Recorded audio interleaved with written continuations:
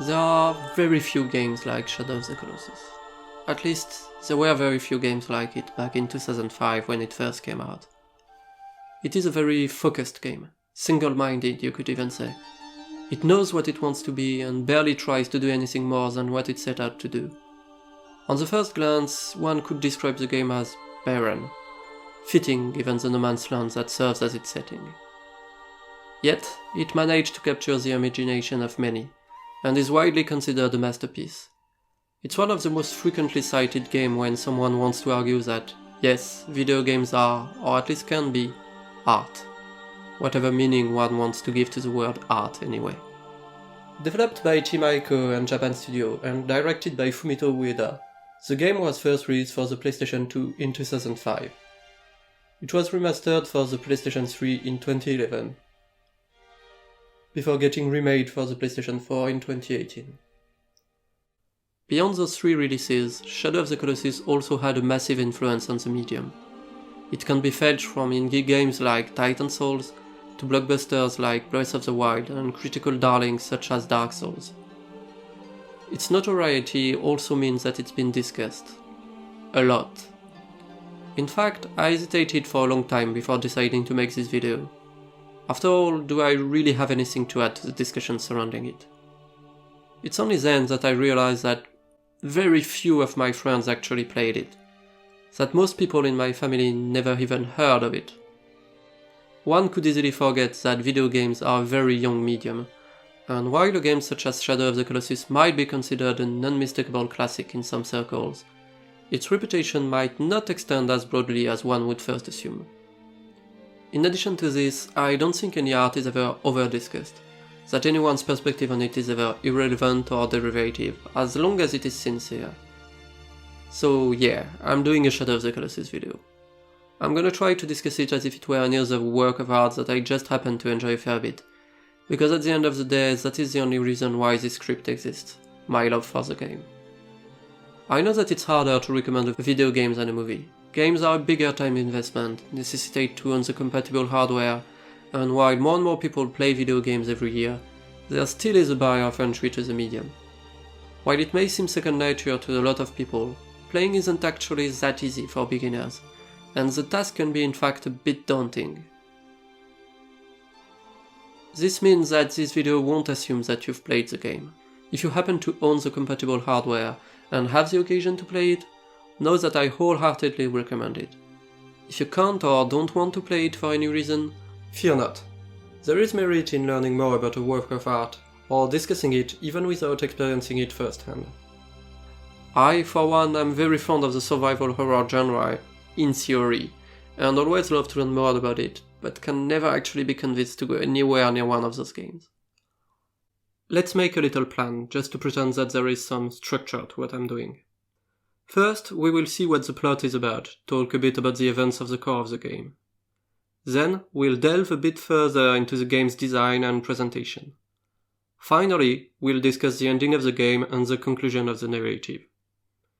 In the second video, I'll present some readings of the text, but that's for another day. So far, I've avoided spoiling anything about the game, but I will obviously have to do so at some point, so consider yourselves warned. Also, there might be some mild violence on screen during this video, nothing too gory or bloody, but still.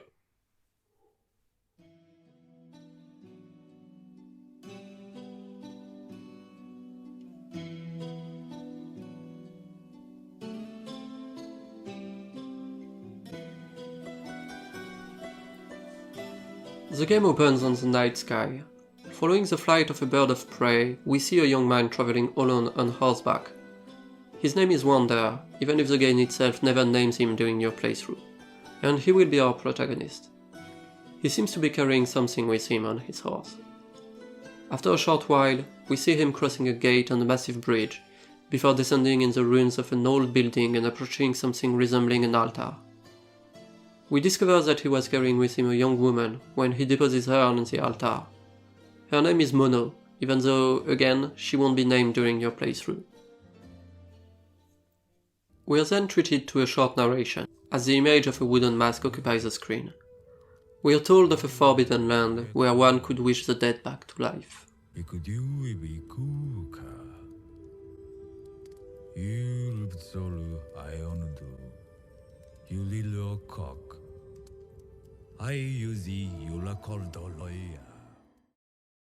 Shadowy beings then emerge menacingly from the ground and start approaching the altar, until Wander draws a sword, making the creatures vanish. Light descends from the ceiling as a voice is heard. Well, two voices actually, as the being speaks with a blend of a feminine and masculine sounding voice.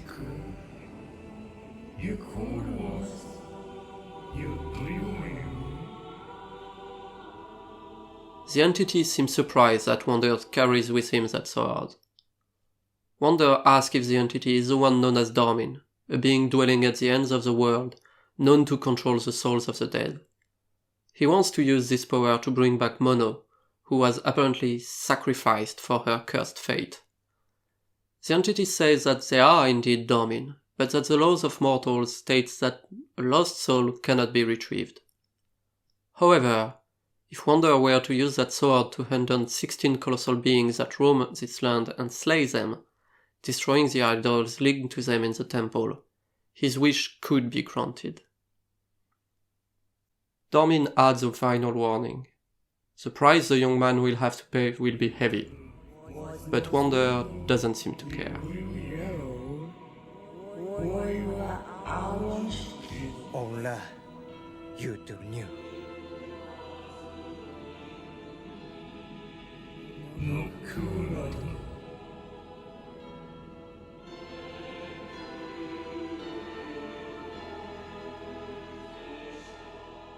The game then starts proper, as the player takes control of Wander. Dormin tells you that you can use the sunlight on your sword to guide you to the first Colossus, and you are then left to your own device. You can now start to travel the empty landscape, looking for your foe. As you discover the first opponent, you find yourself faced by a towering being.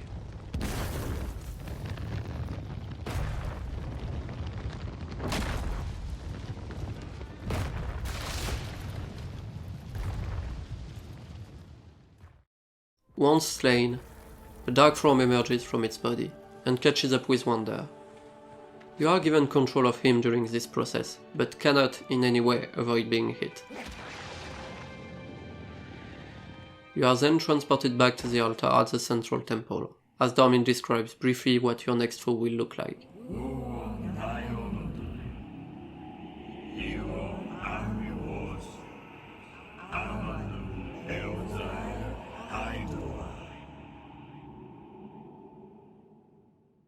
This is basically what most of the game will be like from this point onward. You traverse the barren game world in silence, following the reflection of sunlight on your sword to find your prey. Once you reach it, orchestral music starts, in sharp contrast with the silence of your journey. Each of the 16 colossi is unique, some resembling humanoids, other birds, fishes, or any other beast. They vary in size, from barely bigger than a bull to towering like a cathedral. Some are very aggressive and chase you, others are mostly peaceful, seemingly undisturbed by Wander's presence until he gives the killing blow. They all share this mix of natural and architectural features in their design, the tallest of them more reminiscent of landscape than of living creatures. For each of them, the player will have to figure out a way to reach its weak point and pierce it using the sword. More often than not, it will involve literally scaling the beast as the music transforms to accompany Wander in his epic struggle.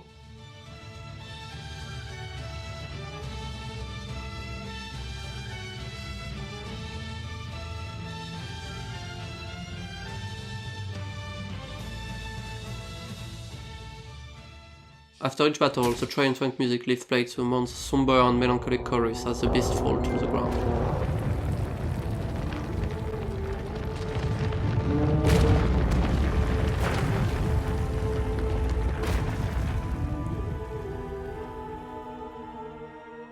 If you play on PlayStation 4, you also get an achievement, which is probably the worst implementation of this kind of reward system I've ever seen. Each time, the same dark tendrils pierce Wander as he loses consciousness. The game shows us light piercing through darkness, accompanied by a never more present feminine voice. At some point we're also shown a vision of the girl on the altar coming back to life. Wander then wakes up in the temple. For each slain Colossus, a new shadow surrounds him in his slumber, and a new dove waits near Mono's body. He also becomes paler and paler as the adventure progresses. Before getting to the end of the story, I think I need to discuss a little bit how the gameplay works. Indeed, as a player, you would experience what I'm about to describe before getting the conclusion of the plot. So let's make a detour through a less narrative aspect of it.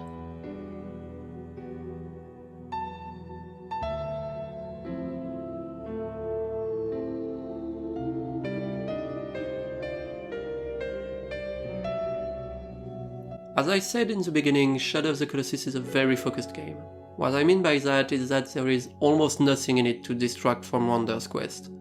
You have a bow, a sword, and a horse.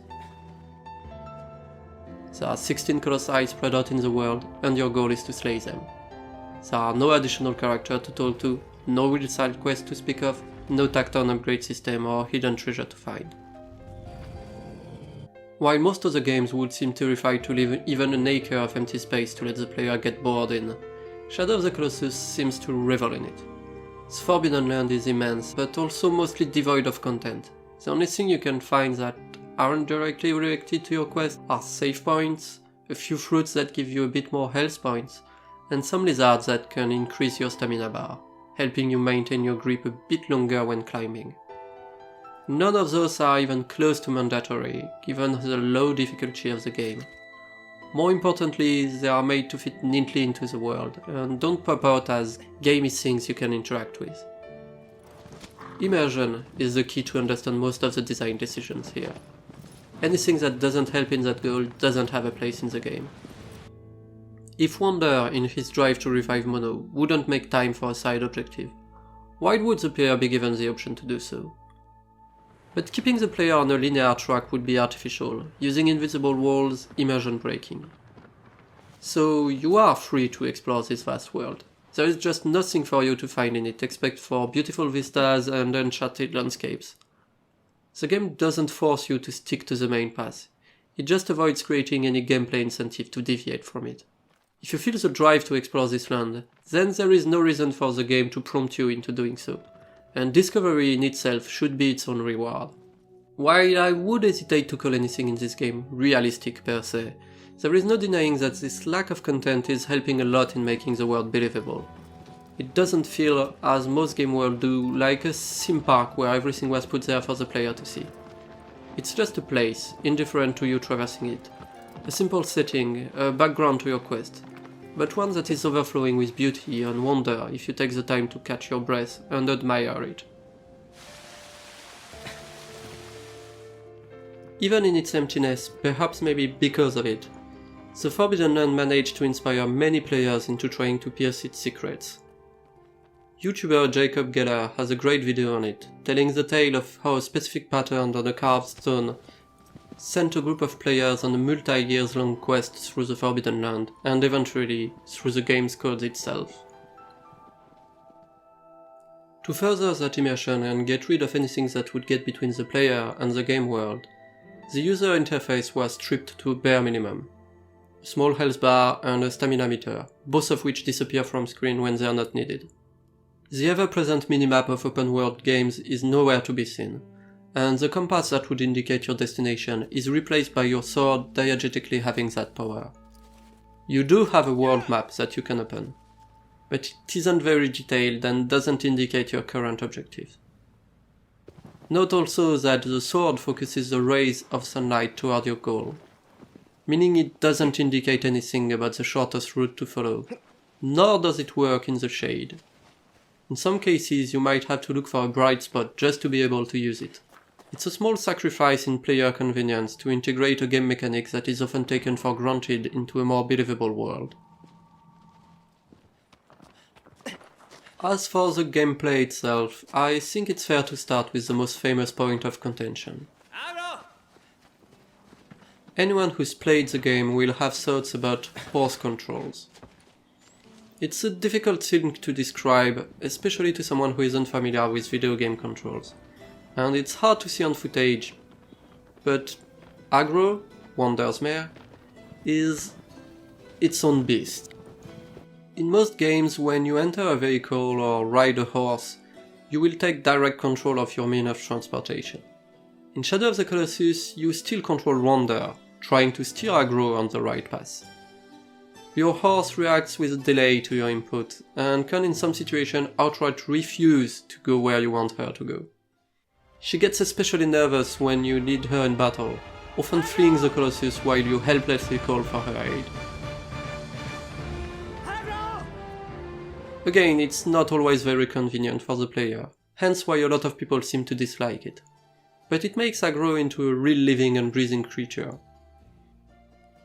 The rest of the controls are rather standard, if a bit clunky at times.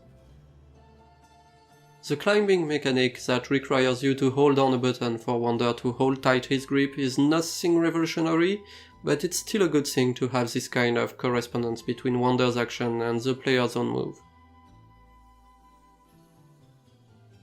Finally, let's talk presentation. If you've been watching the video and not just listening to my sweet voice while scrolling through another tab, I don't have to tell you that the game just looks gorgeous. The footage I'm using comes from the PlayStation 4 version, which was more convenient for me. But earlier versions make up what they lack in fidelity with a very strong art direction. After playing both Ico and The Last Guardian, the other two games from the same team, the overall aesthetic might start to look a bit samey, but it's still effective. The washed out color palette in particular is very evocative of a worn out and abandoned place, without being too foreboding. Character animations are also very well done. Aggro moves in a very realistic fashion, even in older versions of the game, and a lot of small details in Wander's movement help a lot in giving him more personality. I especially like how he can sometimes tumble forward, or how he's clearly not very used to wield a sword. Almost as important as the image itself is the way it's framed on screen. It's rare in a game to be able to praise the camera direction from another angle than gameplay, but here, the way it zooms out and pushes the character to the edge of the frame when you're traveling on horseback, or how its low angle manages to exacerbate the towering menace of the Colossi. The sense of scale the camera creates is one of its greatest feats. It only relies on a few simple tricks, like a choice of angle, but it manages to create an array of feeling on its own. Loneliness and insignificance, dread and awe,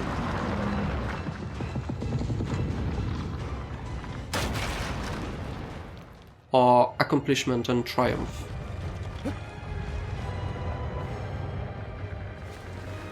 It's actually quite impressive to do this much with a dynamic camera which is still mostly controlled by the player. But it's yet another compromise on player convenience. While zooming out is mostly a good choice to allow for a better overview of the task at hand, some of the angles aren't exactly the best for easy navigation. I think in the end the effect is mostly worth the cost, and it's yet another area where Shadow of the Colossus stands out from most other video games in choosing to put gameplay convenience second, while still not taking the control away from the player.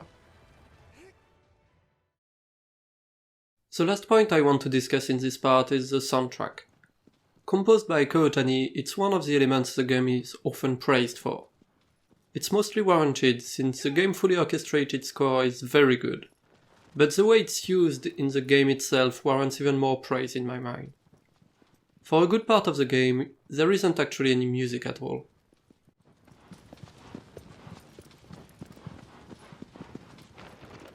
Your exploration of the Forbidden Land is only accompanied by the sound of wind, Aggro's gallop, or your own footsteps, adding to the sense of loneliness and desolation. When you finally find your opponent and the fight begins proper, orchestral music erupts, creating a great contrast between the monotony of the wastelands and the urgency of the battle.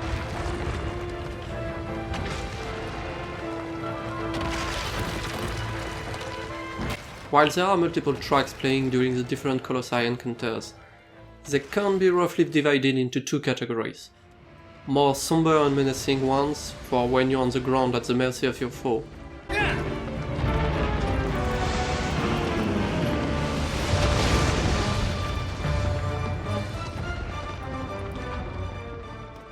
And more epic and triumphant ones for when you're scaling the beast, clinging to it against all odds.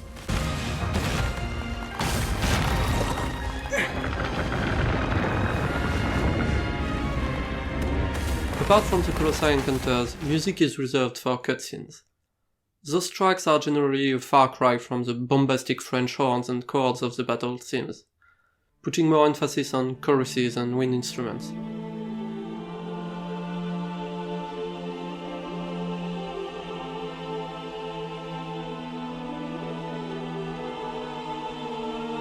If the battle themes are generally well made and accomplish their goal of accompanying the fights quite well, they are rather unsurprising in their choice of instrument and composition. The rest of the soundtrack, though, is far more unique sounding. The use of choruses and some lesser known instruments, such as the Irish bouzouki, avoid grounding the score in any specific place or time.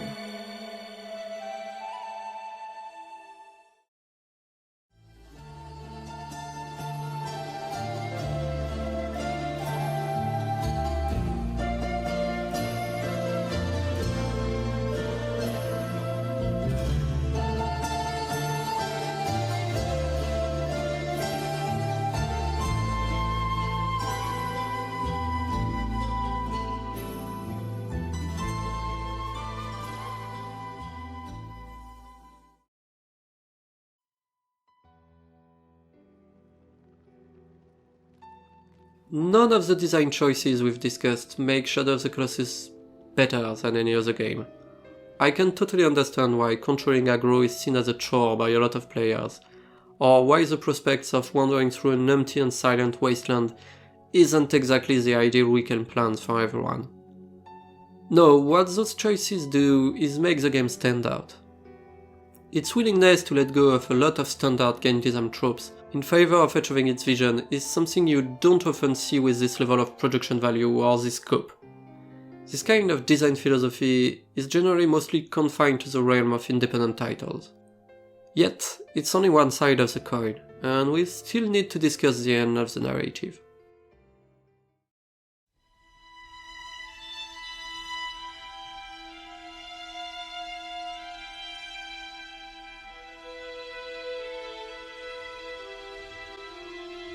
As Wander falls to the dark tendrils that emerge from the 12th Colossus, we are shown a group of riders approaching the entrance of the Forbidden Land. This time, when describing your next opponent, Dormin adds those words: "Thou art not alone."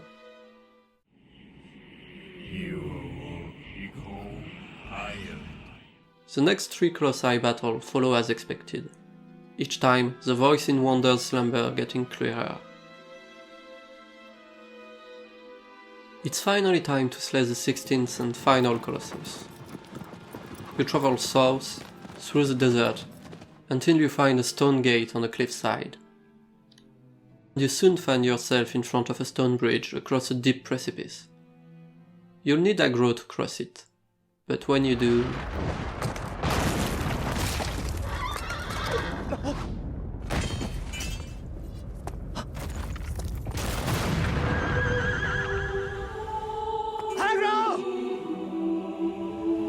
The only way forward is up, as rain starts to pour down and lightning illuminates the sky.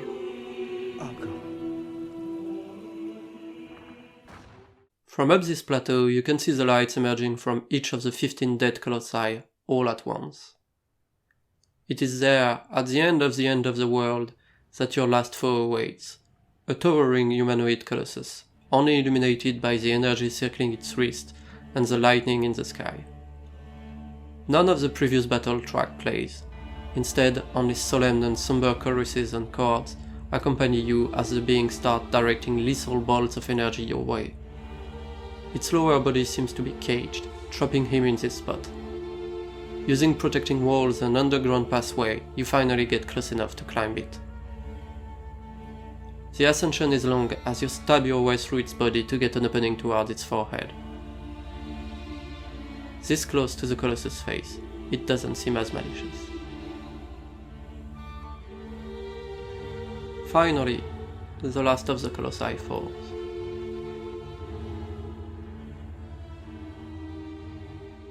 This time the riders enter the temple, just in time to see the last idol explode, to the apparent despair of their leader, Lord Human.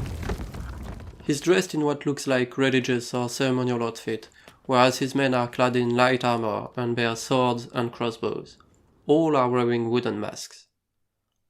Human was probably the one giving the narration near the opening of the game, given he wears the same mask. As Human approaches Mono on the altar, we see Wander get transported from the final battle place to the temple. He appears surrounded by the shadowy beings, his skin paler than a corpse's, and his eyes glowing blue. As Wander rises and tries to approach the altar, Human recognizes him. He proceeds to chastise the young man for stealing the sword, trespassing into this place, and using the forbidden spell, stating that the young man was only being used. He orders his men to kill Wander, saying that this will be mercy at this point. Pierced by a sword and a crossbow bolt, Wander continues to stumble forward, his only apparent concern to reach Mono. His wounds do not ooze blood, but some kind of dark substance, until he finally collapses a few meters away from the altar. Wander's body becomes engulfed in shadows that start to grow in size and take the shape of a gigantic horned being.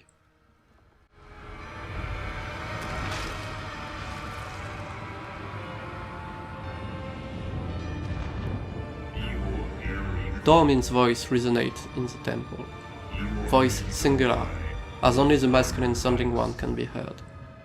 Dormin states that even though they have been separated into 16 parts to seal away their power, they are now resurrected, borrowing Wander's body. The shadowy beings from earlier start to merge with the giant, as Human, horrified, orders his men to flee the temple and try to seal the whole shrine.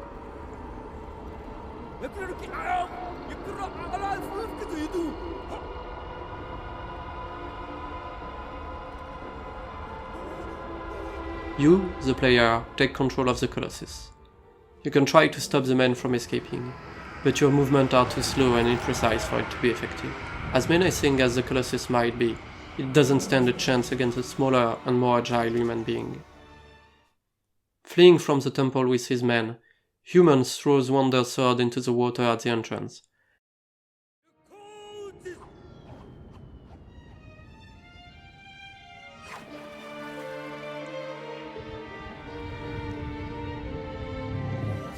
Creating an energy vortex that pulls the Colossus toward it.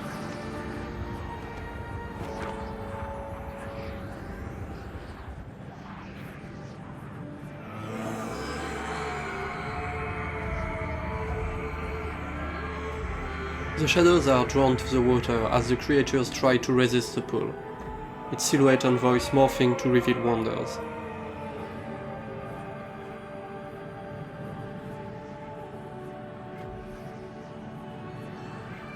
You're given control of the young man one last time, as you try to resist the forces dragging you away from Mono on the altar. Try as hard as you might, you cannot prevent Wander's fate as he disappears into the pool of water. The vortex of energy disappears right after him, engulfing our protagonist. The riders escape the Forbidden Land as the only access bridge magically collapses behind them.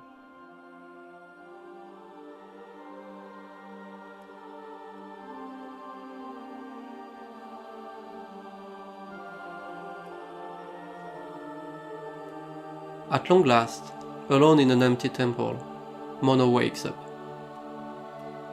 Dormin's light doesn't shine from above as it did before. No voice or ominous shadowy being is there to welcome her. Only the sound of a horse.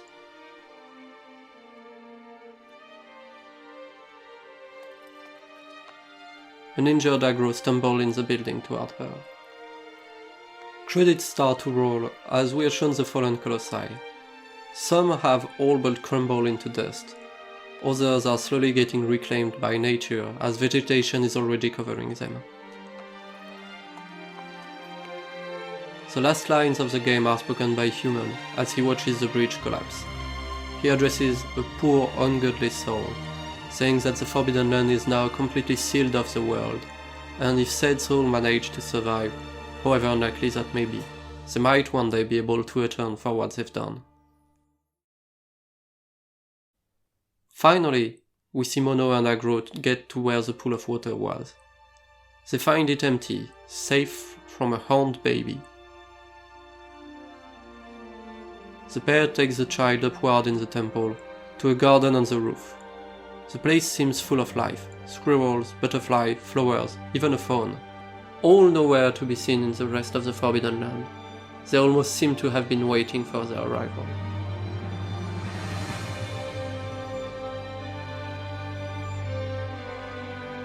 The game ends as it began, with the flight of a bird of prey as it takes off from the temple.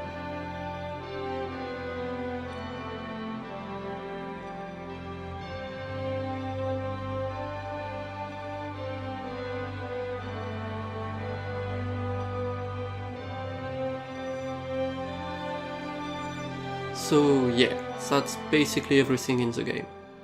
Well, there's also a few additional stuff, like New Game Plus or time trials, but I'm not really sure I see their point. Like, okay, it would be very snobbish of me to say that their inclusion somehow ruins the experience, and I'm sure they're a fine addition for some players, but I don't really care for them. As for Easter eggs and other secrets, they do actually exist, but they are far less numerous than the size of the game would suggest, and far too well hidden for a player to even get a clue on them on a casual playthrough. As I've said, the Forbidden Land is basically empty, and it's mostly yours to fill with meaning. But yeah, with a lot of dedication you can actually find a few things. I don't want those to factor in when I'm analyzing the game though, because, well, they're not really part of the vast majority of players' experience with it. At the very least, they weren't part of mine, so... Now that we've talked about the game content in details, I think it's a good idea to take a step back and look at the bigger picture. So far we've been looking at the events of the game chronologically, and we have mostly kept the gameplay and story separated. Yet, one of the things that Shadow of the Colossus does so well is precisely using one to inform the other. Alas, I'm afraid this video is already far longer than I expected. So I think I'll stop here for now. I hope this first video was enough to give an overview of the game to those who were unfamiliar with it. In the second part I'll try to give you two different readings of the game. One very common and the other one mostly a refutation of the first. I hope I'll see you there. Until then, have a nice few weeks.